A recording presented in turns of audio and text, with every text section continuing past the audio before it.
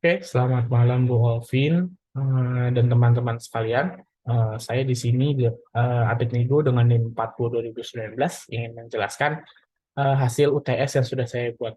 Oke, pertanyaan yang pertama yaitu jawab pertanyaan di bawah ini, apa yang Anda pahami tentang kepemimpinan dan panggilan? Lalu yang kedua itu, menurut Anda mengapa rendah hati sangat dibutuhkan sebagai seorang pemimpin? Lalu yang ketiga, mengapa sinergi penting untuk menciptakan solidaritas dalam tim? Lalu yang keempat, ceritakan pengalaman Anda tentang negosiasi. Mengapa negosiasi itu penting?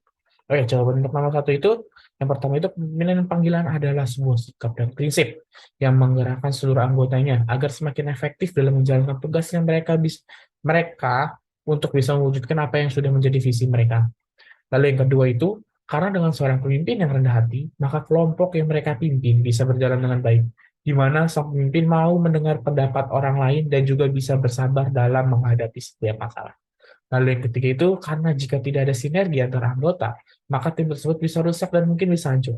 Jadi mengapa sinergi perlu? Karena itu bisa mempersatukan setiap anggota. Lalu yang terakhir itu yang keempat, negosiasi sendiri ialah merundingkan, membicarakan atau menawarkan. Dan mengapa negosiasi penting? Karena itu bisa membantu dalam kesepakatan yang menguntungkan semua pihak dan juga bisa menyelesaikan suatu masalah dan juga bisa menemukan sebuah solusi yang ada. Lalu lanjutin pertanyaan yang ke nomor dua.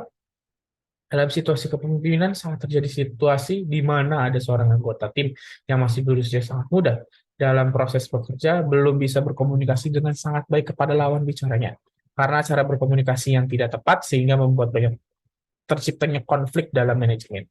Jika Anda sebagai anggota tim, apa yang akan Anda lakukan untuk menyelesaikan tantangan yang dialami?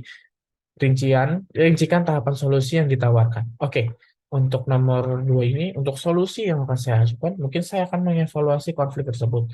Mulai dari menanyakan dari dua pihak yang menjadi penyebab pasti mengapa bisa terjadi konflik itu apa. Lalu setelah menanyakan dua pihak, saya akan menentukan garis tengahnya, mana yang benar, mana yang salah, lalu mencari titik terang dengan mempertemukan dua pihak dan menjelaskan masalah. Dan saya juga akan memberi masukan terhadap kedua orang tersebut. Lalu yang nomor ketiga, buat dan presentasikan rencana kehidupan Anda dari aspek kehidupan personal, karir, dan studi untuk 3 tahun ke depan. Buat dalam bentuk tabel rencana kegiatan yang memuat item, nomor, keterangan rencana, rencana aktivitas, dan pencapaian waktu pihak lain yang terlibat untuk mendukung pencapaian. Oke, nomor tiga ini saya ada 4. Yang pertama itu lulus kuliah tepat waktu, rencana aktivitas itu mengerjakan skripsi dan sidang skripsi dengan baik dan banyak berdoa. Lalu target tercapaian waktu itu di tahun 2023. Lalu pihak yang mendukung itu orang tua, dosen, dan teman-teman. Lalu yang kedua itu dapat pekerjaan. Rencananya itu mencari tempat kerja yang sekiranya sesuai dengan jurusan yang saya sudah ambil.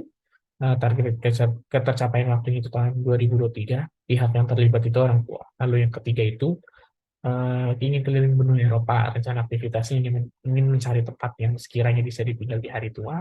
Lalu target ketercapaian waktunya itu mungkin di tahun 2025. Pihak yang terlibat itu adalah orang tua juga. Lalu yang keempat itu ingin melanjutkan S2. Aktivitas itu mencari kampus yang sekiranya bagus di tahun 2024 dengan dukungan dari orang tua. Lalu nomor 4, tonton video ini, berikan respon Anda terkait isi video tersebut. Oke, setelah saya menonton video yang Ibu sudah berikan, respon saya terhadap video tersebut ialah kita harus bisa mencari jalan keluar dari setiap masalah yang kita hadapi sendiri dengan berbagai cara. Mungkin nggak cukup satu cara, mungkin dua, mungkin juga lebih caranya. Tapi jika kita sudah sukses menghadapi masalah yang kita sudah hadapi, jangan sungkan untuk menolong orang yang sedang mengalami kesusahan seperti yang kita dulu alami. Oke, lalu yang kelima, sama juga tonton video dan berikan respon dan kaitkan dengan teori manajemen konflik yang Anda pelajari. Oke, untuk nomor 5 ini yang saya dapat dari video tersebut ialah dari kasus yang pertama, kurangnya kesabaran dari kedua pihak sehingga menimbulkan masalah baru yang lebih serius lagi. Lalu sedangkan yang di kasus kedua itu, mereka bisa menganalisa situasi dan bisa saling mengalah satu dengan yang lain sehingga tidak ada kerugian satu sama yang lain. Oke, sekian terima kasih. Selamat malam.